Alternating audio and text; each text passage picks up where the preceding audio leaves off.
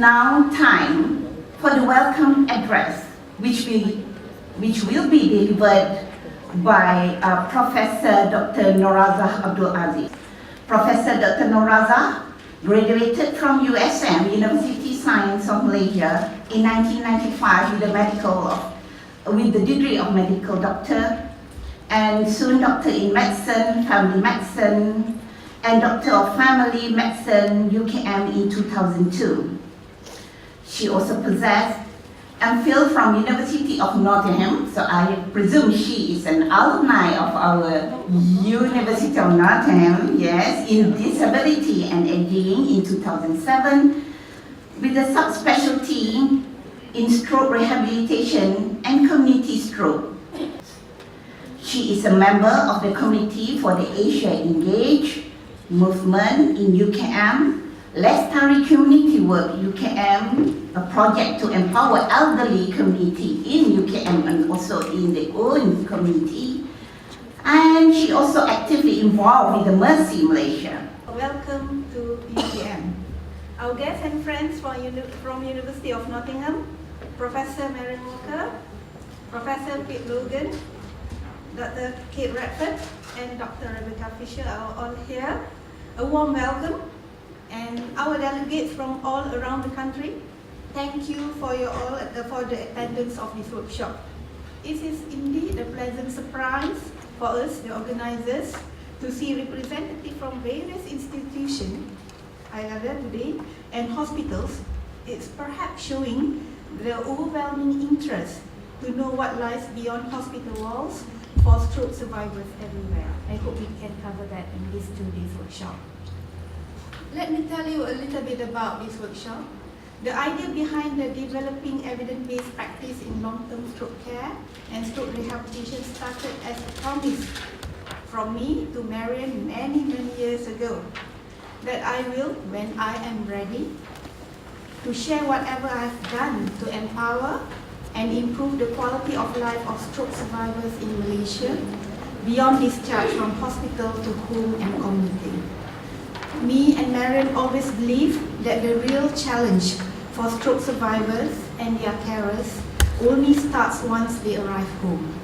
The whole world changes for a person who has had a stroke, physically, emotionally, medically, and together with the real needs of further management, which in Malaysia was unheard until very recently. The last 8 years has been exciting for us. Although it was mostly small baby steps, we tried in our capacity to proceed with longer-term stroke and stroke rehabilitation agenda. It was not always easy, but it is moving with promising effects seen in our patient and community. Thus, last year in Nottingham, we brought again the agenda and expand to the possibility of formal collaboration between 2 countries through the signing of MOU later this afternoon. I hope through this workshop, we can share our knowledge and experience, mostly the experience with all of you, to bring forward local agendas both in UK and in Malaysia, and gaps from both countries into more constructive research projects later on. And most importantly, to create further awareness of indeed there is a life and hope after stroke. With that, do enjoy this 2 days workshop, and as opening for the workshop, allow me to start the workshop with an overview of long-term stroke in Malaysia. Shall we start? I will talk about the long-term stroke care in Malaysia in this video. So, the state of health in Malaysian population. In our National Health and Morbidity Survey in 2012 reported that stroke is one of the 5 leading causes of death since 2008. 50,000 cases reported yearly. There's increase in admission due to stroke from 12% in 2003 to 55% in 2008. And the worrying thing is that there is always 6 new cases of stroke every hour. The main non-communicable disease in relation to stroke is actually interrelated. You have heart disease, you have diabetes, and you have stroke. So basically, it's becoming an imminent public health problem. Right. So there it is. We have diabetes, we have hypertension, we have obesity, we have physical inactivity, hyperlipidemia, and smoking reported in National Health Mobility Survey as a public health problem. And you all know this is all related to stroke. How bad is the problem? If you see the overweight, the percentage of overweight, in 1996 is not 16.6, and it's jumped into 29.1 in just 10 years. And if we see, so increasing trend of being overweight with 3-4 rise, and among ethnic fold, Indian had the highest prevalence, followed by Chinese and Malay, which I think the last 9 years now becoming equal with the lifestyle changes and also the dietary that we are eating every day. If we see obesity, we see 4.4% only obese people in 1996, but we see that increasing to 14.0 in 2006. How does it make the stroke? Is that obesity is a major problem among Malaysia, with relative increase of over 200% in 10 years.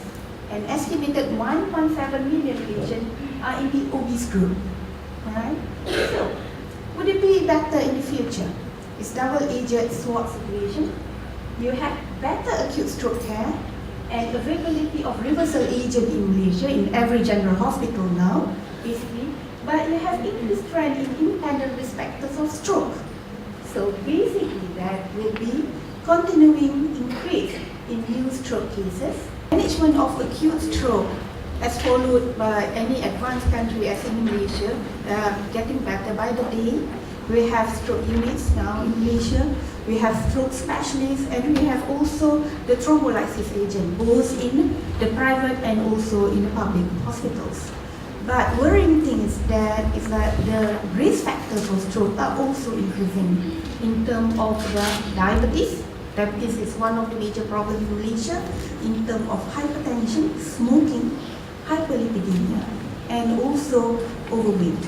And having my friends from Nottingham has also observed that we can't really resist that because of the glorious food we have in Malaysia. Okay, so we are not going anywhere better in terms of stroke cases. It's going to be more. And the thing is that what are we going to do after the patient has been discharged from the hospital to home? If we compare between United Kingdom and Malaysia, we are still in developing countries. Correct me if I'm wrong, Mary. So in developed countries, the rates of stroke there has fallen by 40% over 40 years. As advancement in clinical care, especially in the management and structured management too, also in the community. And there are also targeted and multifaceted approach of secondary prevention. But in developing countries such as ours and in other Asian countries, race and disability increased by 100% over 40 years. As we can see, genetic predisposition in certain population, plus a breakneck westernization of the lifestyle. So now what happened is that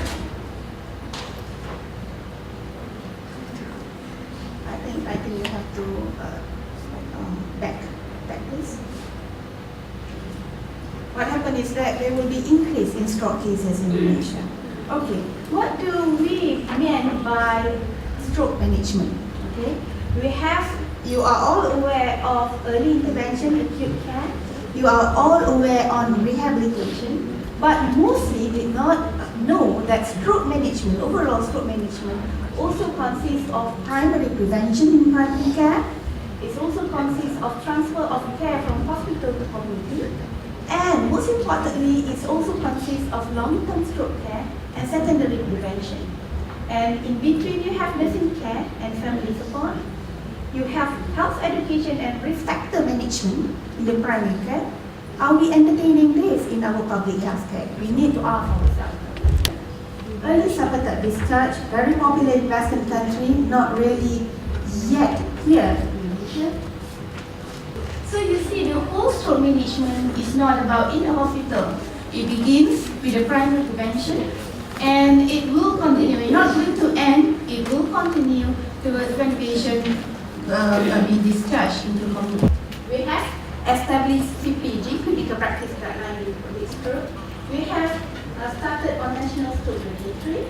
We have structured a case management of stroke. We also have rehabilitation unit in hospital. But we are still grappling with further rehabilitation. We are still grappling for transfer of care from hospital to community, what happened, and we also grappling with long-term stroke care. So these are the things that we are trying to work on, and there are, like I said just now, there are some baby steps on that we're going to discuss in this 2 days workshop. So the current status of stroke management in Malaysia, let us start with the clinical practice guideline. We have 2 already. The second edition came out in 2012. Discussed currently in the CPG is that acute stroke management. We have new entry of rehabilitation, mobilization within 48 hours of stroke. It also mentioned about reconstruction thrombolysis with RPRPT. It also mentioned about secondary prevention strategies and management of stroke factors, and also stroke in specialties, as stroke in young and stroke in pregnancy. It's basically the same as any other practice guideline in the world. So next, what it doesn't have or only briefly mentioned is that the concept of disability after stroke, what happened of 1/3 of survivors that exhibit persistent disability, what are we going to do with that?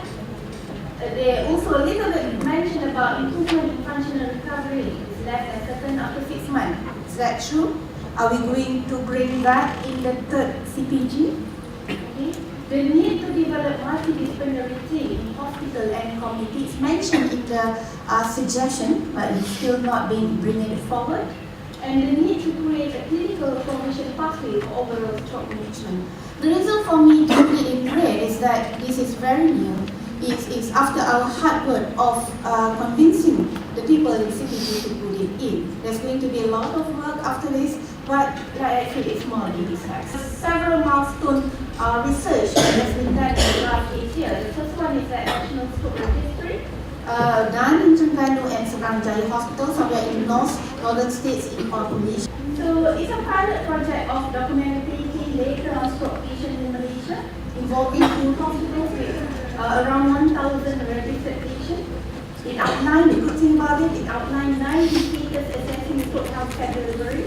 And the 3 KPIs, I'm very happy that they look into dysphagia screening, stroke education and assessment for rehabilitation. So it's there. So it's done very well, next one. But the thing is that it only provides a snapshot of transfer of care from hospital to home, that what they provide, and highlight the need to continually coordinated program and more on-site data in hospital and primary care setting. It's a baby step. So we have some sort of national stroke registry.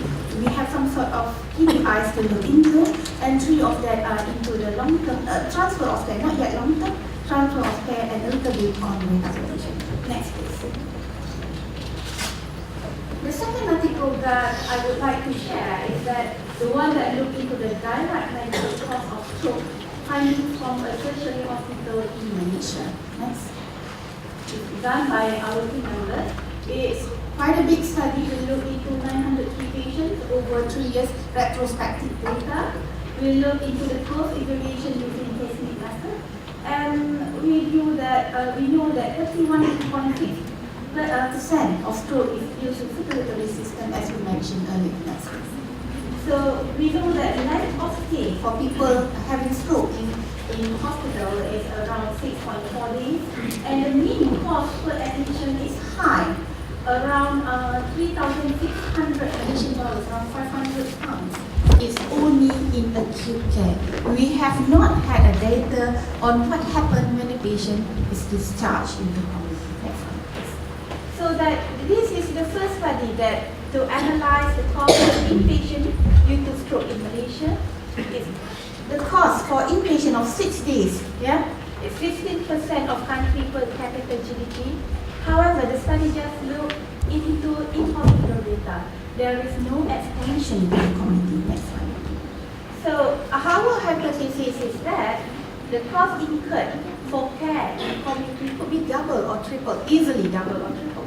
And there is a need for thorough assessment in post-discharge, the cost effectiveness, proper strategy? Are we doing the right thing in the community? So that's the second study. So the gaps, basically, one of the study that I showed just now mostly focus on the acute stroke management, and it ESPA with established guideline worldwide. For the last 20 years, we perceive stroke as in-hospital care management. There is still lack of evidence in many areas, especially epidemiology and what happened beyond transfer of care from hospital to home. Next one, please. So, for the long-term stroke in Malaysia, there is still lack of data. There is urgent need for stroke providers to strategize comprehensive plan for stroke management beyond hospital door. There is a need to initiate further rehabilitation in the community, and there is a need for primary care physicians and rehabilitation specialists to work together, not work independently, but work together in designing a multidisciplinary type of stroke intervention in the community. It's a proud moment for us because this article being picked up by one of the biggest newspaper in Malaysia. So we create an awareness that long-term stroke in Malaysia need further management. Next one, please. So we did a little study here and there. The first one is to look into the care of forced stroke patients at Malaysian public healthcare centers, the primary care or GPs in the United Kingdom. Self-reported practice of family medicine specialists. What we did was, the first study that reviewed provision for post-stroke care and related problems among the primary family medicine specialists, which are the direct stakeholders of stroke care in the community. And for every 100 patients, they reported of 2 cases of stroke. We do not know whether this is a true number because some of the stroke patients goes into the bigger pool, the normal pool. And the median stroke case per month is 5. Yeah? So next one. 72.4% lack standard care, although 96.6% agreed it was needed. It was needed, but we do not know how to do it. Right? 88.1 cases were from tertiary hospital. We only 67% had shared care approach management. What happened around 30%? We still do not know. Next one.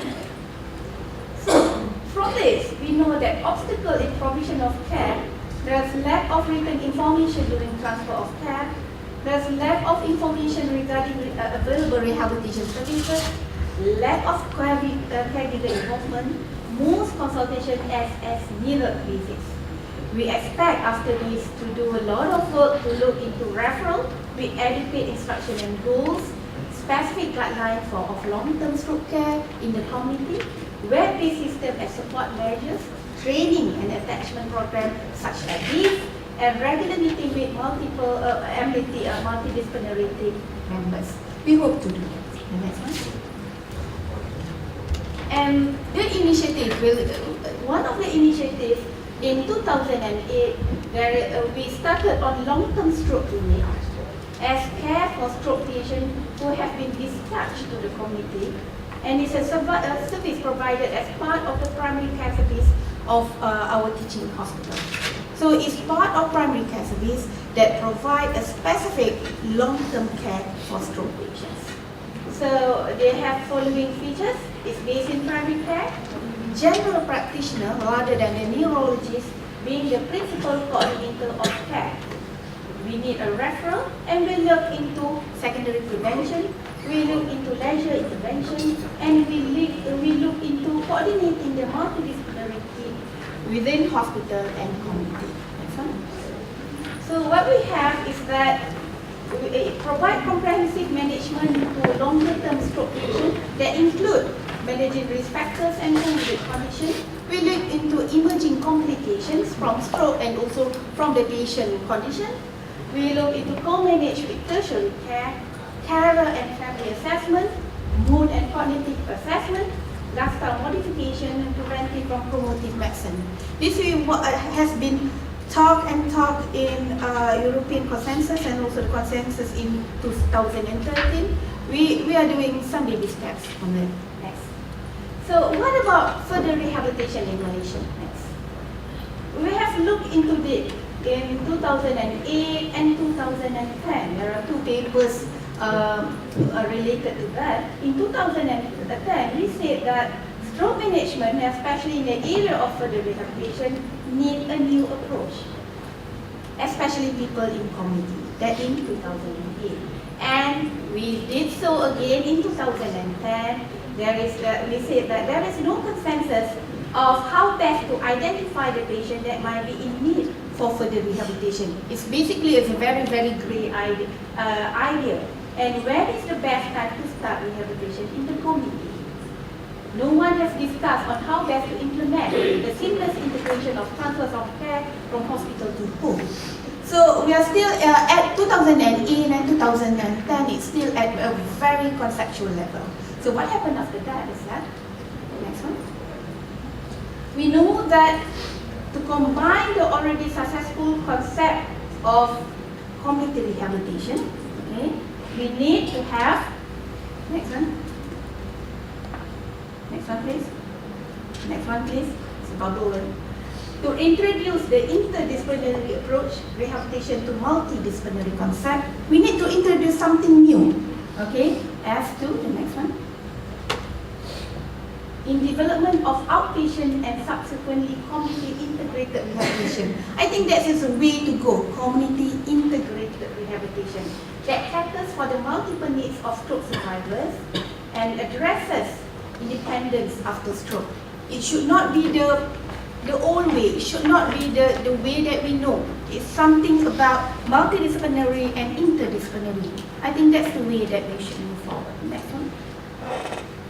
Alright, so we did a little study on rehabilitation for patients after stroke in tertiary hospital. It's early and intensive enough. We look into 500 plus acute stroke survivors. It's an audit basically, and we knew that more than 50% of survivors have significant disability upon discharge. So is there an avenue for continuation? It should be. Alright, next, before. Alright. So from this study, we actually implement a structured multidisciplinary intervention to all post-stroke patients. We tried this clinic by the aim of preventing further complications, minimizing impairments, and maximizing function. And we tried from hospital to outpatient to provide seamless integration from hospital, using both at that time hospital-based rehabilitation and community support. We are not still at the stage of providing a standalone community rehabilitation. We don't have that facility as yet. Next one.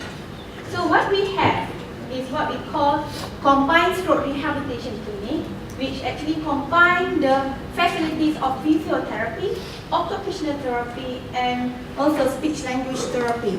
Apart from having only 1 hour of therapy, we combine it into 2 hours, and it's mostly into problem-oriented problem and task-specific activities. So we have physiotherapy 1 hour, and then after that followed by occupational therapy. With the patient in need for speech and language intervention, we will do that as well. So this is a new thing that has been introduced in the last 3 or 4 years. Next one. We also have prosthetic and orthotic services together in the combined rehabilitation clinic. Fitness to work assessment, because we're looking into community reintegration and going back to work. Fitness to drive assessment. Liaison with other specialized units in home rehabilitation, and later on, the last 3 years, we tried home exercise program and also community rehabilitation. Some of it seems to work, but there's a lot of work to be done with it. So the next step, what exciting is that the next step is that to support the phase of stroke recovery, to empower the survivors. We know that the stroke survivors need a support group. Somehow it cannot be given through the family alone. It needs to be given by the colleague, the stroke survivors. So the recovered stroke survivors are encouraged to provide each other support and encouragement to new survivors. It's almost natural, and we've seen that after around 6 or 7 years of having long-term stroke clinic. So the stroke survivor in the earlier mentioned long-stroke clinic have taken the initiative to form a stroke survivors club. What is being called the Club Kekasih, a lovers club basically. in English, Club HEJIM PPUKM. So basically, we're doing that to promote the last phase of further rehabilitation, that is independence and integration towards community. So, like I said, it's baby step here and there, but it's need more constructive approach. So, long-term stroke care is evolving specialty. It's actually a need, and it must be backed up with more evidence than before. It remains a complex nature, like I mentioned just now, of therapeutic intervention. However, a structured program is feasible if the design considers factors that are important for both the patient, providers, and local community. And stroke rehabilitation also is in need of more trials to solidify the existing evidence so that it can bring forward to the next CPG. Next one. So basically, the long-term stroke management in Malaysia has only came into attention only recently. There are initiatives to bring post-transfer of care management forward, but it's, like I mentioned many times now, it's in need of more work of an initiative. Next one. So it's a long journey ahead, but all it takes is a step at a time to begin the journey. I always believe this. It's always a long journey, but we need to take baby steps here and there. Next one. Thank you for listening. So we will have a good workshop. And I'm going to pass the mic over to Dr. Rahayu Mustafa Kamal and also Dr. Noorazah, who will be co-chairing the first session. Please welcome Dr. Rahayu and also Dr. Noorazah. Assalamualaikum and good morning. So welcome to the seminar on long-term stroke care in the United Kingdom and Malaysia. Okay, so I am Rahayu Mustafa Kamal and my colleague here is Noorazah. So we are lecturers at the School of Rehabilitation Sciences, Faculty of Health Sciences, University Kebangsaan Malaysia. Okay. And we are also chairpersons for the first session of this seminar. Okay, so this first session will be a series of 4 lectures on the United Kingdom perspective on long-term stroke care, and ends with the ATTEND trial, a model of community stroke care. Okay, so by this, I would like to invite all the 4 speakers from the United Kingdom to come forward and take your place on the stage. So warm welcome to Professor Mary Walker,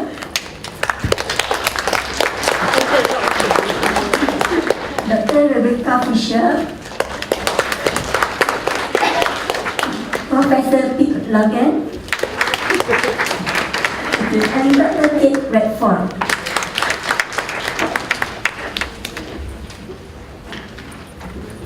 This is how it's going to work. So each speaker is allocated 20 minutes for your presentation, and timer will go off at 2 minutes before the end of your presentation. Then, when you have 1 minute left, and finally at the end of 20 minutes. Okay, so our timekeeper is seated here on my right, and she will remind the speakers of the timer. So we really have to do this because we have so many things happening today, and we don't want to miss a thing. Okay, so as for the audience, please reserve any questions you have until the end of this session 1. Without further ado, we would like to introduce you to the first speaker, Professor Mary Walker. Professor Mary Walker is an occupational therapist by professional background and a professor of stroke rehabilitation at the University of Nottingham.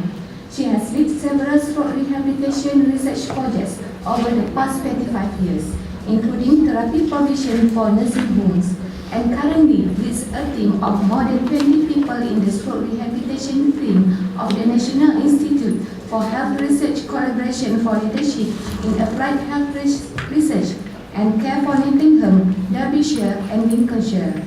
Join me in welcoming Professor Mary Walker with her presentation entitled Provision of Stroke Rehabilitation in the United Kingdom. Thank you very much for that warm welcome, and I'd like to say a huge thank you from myself and from our team in Nottingham for such a lovely reception today, and also to have the opportunity to share expertise between the UK and Malaysia. So we are very much looking forward to being here today, and we feel privileged and honoured to be part of this. I'd also like at this point just to say a huge thank you to Professor Dr. Noorazah for her hard work and for the rest of the working party in putting on, which I think will be a wonderful 2-day workshop. So I better not bite into my time any longer. So a welcome from Nottingham University Park. This is our main building in Nottingham, and I would love to be able to say that this is what it looks like today. But sadly, as we left Nottingham, there was much snow on the ground. So we're delighted to be here where the weather is warm and sunny, and we don't find it too warm. It's beautiful. So we've left our colleagues in the snow back home. As Aziz said earlier, this has resulted from a very happy relationship that we developed many years ago in Nottingham, and it's a real privilege, as I say, to build on long-term stroke care for stroke survivors, a really important area. So what I would like to cover in my talk is say a little bit about stroke in the UK, say a bit about the stroke pathway, look at the unmet needs that we have identified in long-term care after stroke, and also to highlight some of the initiatives that we have in the UK for life after stroke. We know that the brain is a very light organ, but it defines who we are, it allows us to go about our everyday activities, it defines our personality. But all too often we take this essential organ for granted. In the UK, we have 150,000 new strokes every year, 3 times the amount we have in Malaysia. We have 300,000 individuals living with moderate to severe disability, and this comes at a huge cost. These cost £2.8 billion, are only direct costs to our health service. They don't take into account the costs to stroke survivors and themselves and to social care. So to put this in context, in London, in our capital city, we will have 24 new strokes every single day. 8 of those strokes will die, 8 will make a full recovery, and 8 will have lasting disability. And it's this last group that we are really interested in as rehabilitationists. So how do you actually regain your life after stroke? Especially when there are a multitude of impairments and disabilities. We know that many of our stroke survivors don't have just one problem. They often have a complex group of problems that are needing to be addressed. So we need a multidisciplinary team to address these problems. My stroke survivors tell me that the life after stroke is like a 12-inch ruler. The first bit of life after stroke is the acute phase, where all the resources are pushed towards, and this is only a couple of millimetres on a 12-inch ruler. Yet the whole rest of the ruler is life after stroke, often where there is no support and little help. So it's this area here that we are concentrating on. Now this slide illustrates our stroke care pathway in the UK, and I hope I can talk you through it without moving the slide on here. So essentially, we want to prevent stroke. So the family doctor is very important in providing prevention of stroke.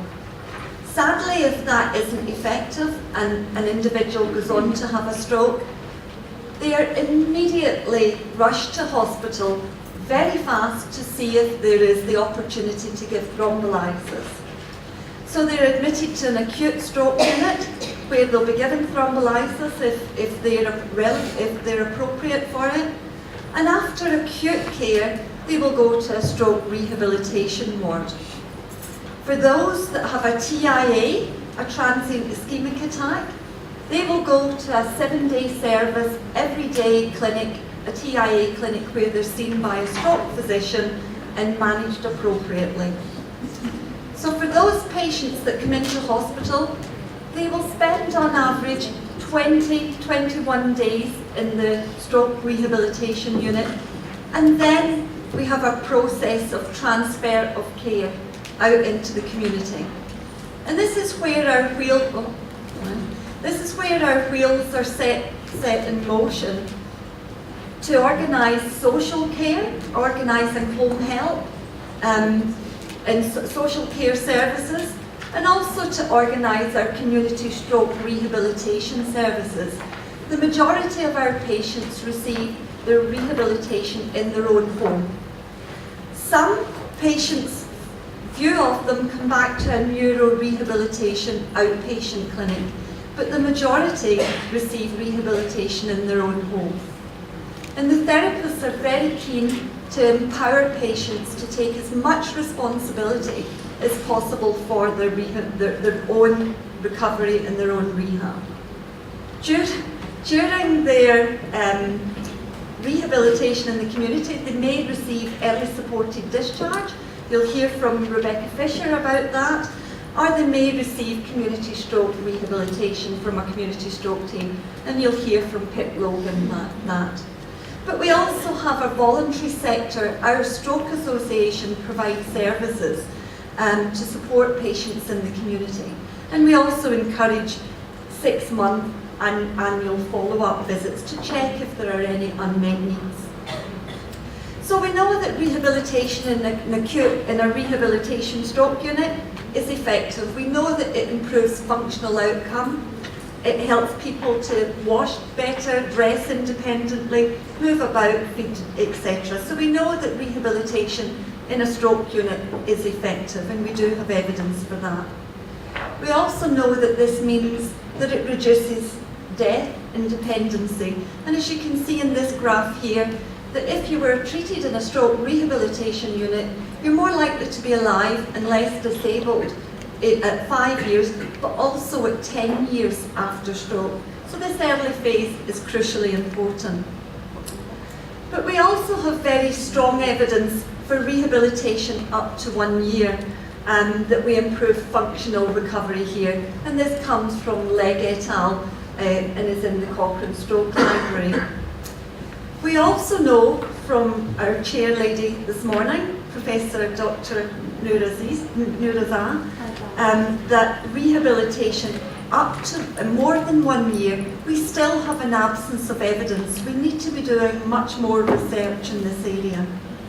And this is a highly cited paper. So what unmet needs do we have in the UK? Well, conducted a cross-sectional survey of stroke survivors 1 to 5 years after stroke. We looked at a national sample, we also looked at a local sample, and we had very good return rates. Interestingly, 51% reported that they had no unmet need. So we have average of 50% of patients who say that they need more, they have needs that are not being met. And the median number of unmet needs was 3, ranging from 1 to 13. 54% of patients felt that they needed more information more stroke information on a whole range of things, such as how to get back to driving, how to adapt their home, etc. A staggering 59% had unmet needs for pain that wasn't being dealt with. More than a third had emotional needs, and 52% reported a reduction or a loss of work activities. And sadly, 42% reported a disturbance in relationship with their spouse. So many families break up in the aftermath of stroke. So in the UK, what we have done is we've developed a stroke strategy and produced guidelines similar to the ones that we know that you have in Malaysia. And these are around driving up the quality of stroke care. They have 20 quality markers of what a good stroke service should look like, and there are 5 chapters. Chapter 3 relates specifically to life after stroke, and you can see some of the areas and quality markers here on this slide. And I'm going to just give you an example of 1 or 2 of them. So long-term care and support is quality marker 13. And it says that a marker of a quality service is that a range of services are in place and easily accessible to support the long-term needs of individuals and their carers. And it's important that we support carers too. We want patients to receive assessment and review to record any unmet needs that they have. And we say that people who have had a stroke are offered a review from primary care services for their health and for their social care needs at 6 weeks and 6 months after leaving hospital. And that those patients are fed back into rehab services if they require it. But also that we have an annual check and again picking up unmet needs and referrals to specialist care. We think it's important that people are particularly integrated into life after stroke. So Quality Marker 15 states that people who have had a stroke and their carers are enabled to live as full a life as possible in the community. Return to work, and a very important quality marker, that people who have had a stroke and their carers are enabled to participate in paid, supported and involuntary employment. And you'll hear more of the work from Dr. Radford on this area. But the sad reality in the UK is that many stroke services are struggling to meet all these quality markers. We are trying desperately hard, but the quality is variable across the UK. But everybody is striving to achieve these clear quality markers. I mentioned about our voluntary services. The Stroke Association does incredible work in that they have trained 5,000 volunteers in providing 400 services across England, Wales and Scotland to encourage and support patients in integrating life after stroke. So we not only have rehabilitation, but we have social care as social services supporting life after stroke. A happy patient. So how much rehabilitation do we provide for our stroke survivors? Well, this slide here illustrates a European study called the Cerise Project that looked at rehabilitation over 4 countries. In Belgium, England, Switzerland and Germany. And you can see here this graph on the left-hand side is the amount of total therapy that we provide to our stroke survivors. And you can see that in blue, in the UK, we provide a total of 1 hour of rehabilitation per day. When you think of 24 hours in the day, this is not much rehabilitation. And it's half that of our European colleagues.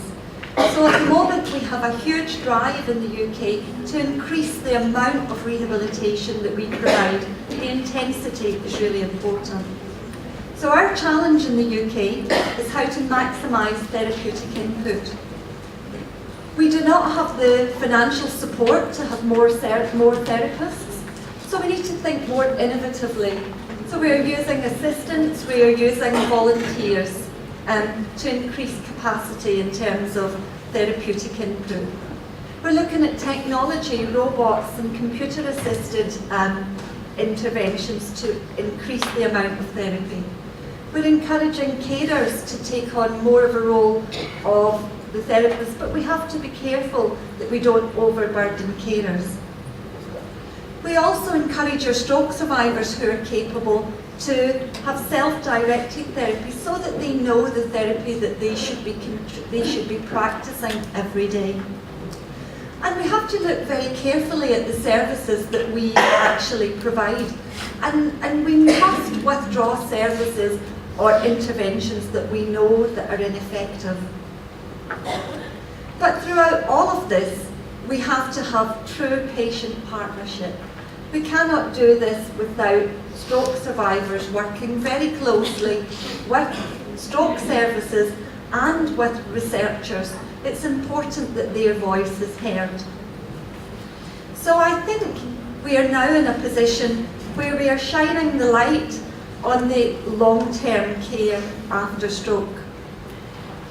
So in summary, we have considerable stroke morbidity in the UK.